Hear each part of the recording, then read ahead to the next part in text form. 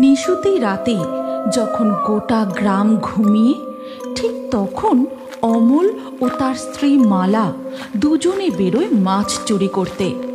গ্রামের শেষ প্রান্তে পুরো এক জমিদারের ঝিল রয়েছে, তারা সেখানেই চলেছে মাছ চুরি করতে। গ্রামের পথ ধরে হাঁটতে হাঁটতে অমল বলে, তাড়াতাড়ি পা চালাও, ভোর হওয়ার আগে আমাদের কাজ ছেড়ে বাড়ি ফিরে পড়তে হবে। হ্যাঁ হ্যাঁ, চলো তাড়াতাড়ি চলো। মালা ও অমল এগিয়ে যেতে থাকে। এমন সময় মালা হঠাৎ শুনতে পায় কে যেন সাইকেল চালিয়ে তাদের দিকেই আসছে। মনে হয় এদিকে কেউ আসছে, আমাদের সঙ্গে মাছের হাঁড়ি জাল রয়েছে। এই অবস্থায় দেখে ফেললে কেলেঙ্কারি হবে। চলো আমরা ওই দিকটায় বাঁশ বাগানে গিয়ে লুকিয়ে পড়ি। তারা দুজন তৎক্ষণাৎ গ্রামের রাস্তা ছেড়ে পাশের বাঁশ বাগানের মধ্যে ঢুকে যায়।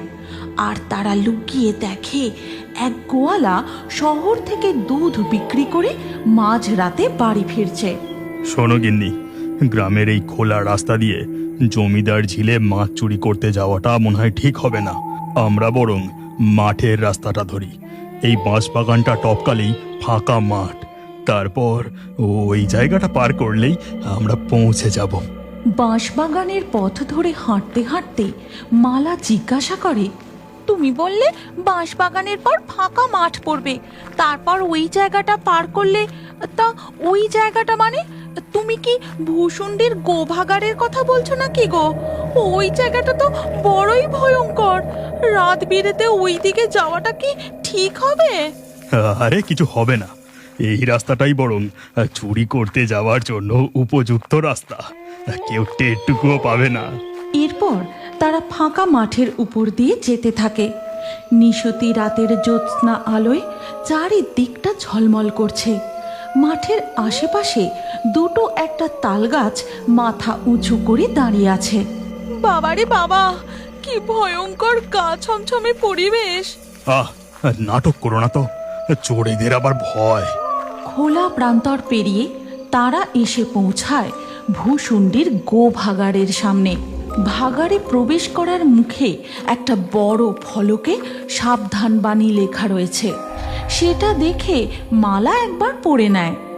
সাবধান, গোভাগাড়, সন্ধ্যা 6টার পর প্রবেশ নিষেধ। অমল ও মালা গোভাগাড়ের মধ্যে দিয়ে হেঁটে যেতে থাকে। আশেপাশে হাড়গোড় পড়ে রয়েছে, কোথাও কোথাও সদ্য চাপা দেওয়া মাটির ঢিপি। এমন সময় ভাগাড়ের মধ্যে দুটো শিয়াল খুব জোরে ডেকে ওঠে।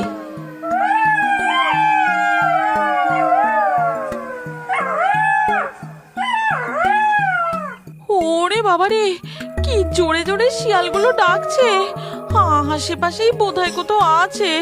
হ্যাঁ, তুমি একটু জোরে জোরে পা চালাও, আমাদের তাড়াতাড়ি এই ভাগাড়টা পার করতে হবে। হাঁটতে হাঁটতে হঠাৎ ঝোপের এক গাছের ডালে মালার শাড়ির আঁচলটা আটকে যায়। আর এই দেখে, আরে এই মরেছে, শাড়ির আঁচলটা আবার কিভাবে আটকে গেল? মালা আঁচলটাকে টেনে ছাড়ানোর চেষ্টা করে, কিন্তু তখনই আঁচলের এক টুকরো কাপড় ছিঁড়ে ঝোপের ডালে আটকে যায়। সেটা মালা আর খেয়াল করে না। সে আঁচল ছাড়িয়ে নিয়ে এগিয়ে যায়। এরপর ভাগাড় পেরিয়ে তারা এসে পৌঁছায় জমিদার বংশের পোড়ো ঝিলের সামনে। জানো গিন্নি, এই ঝিলে অনেক বড় বড় কাতলা মাছ রয়েছে। সেগুলোর মধ্যে থেকে আজ যদি একটা জালে পড়ে তো কেল্লা ফতে। না, আর দেরি করলে চলবে না, জালটা এবার তাড়াতাড়ি ফেলি। এই বলে অমল তার জাল জমিদারের ঝিলে ফেলে। তারপর জালটা ধীরে ধীরে টেনে ওপরে তোলে।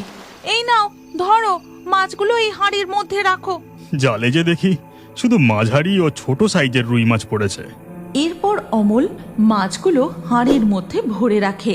তারপর আবার তার জালটা ঝিলের জলে ফেলে। এবারে জাল তোলার সময় অমল জালটায় বেশ টান অনুভব করে।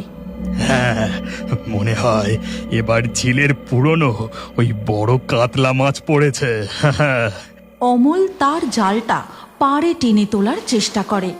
এই গল্পের পরবর্তী পর্ব যদি তোমরা দেখতে চাও তাহলে কমেন্টে নেক্সট পার্ট অবশ্যই লেখো। আর আমাদের ফেয়ারি টুনস বাংলা ফেসবুক পেজটি এক্ষুনি ফলো করে নাও। এই গল্পটি ভালো লাগলে লাইক দিয়ে শেয়ার করে দাও।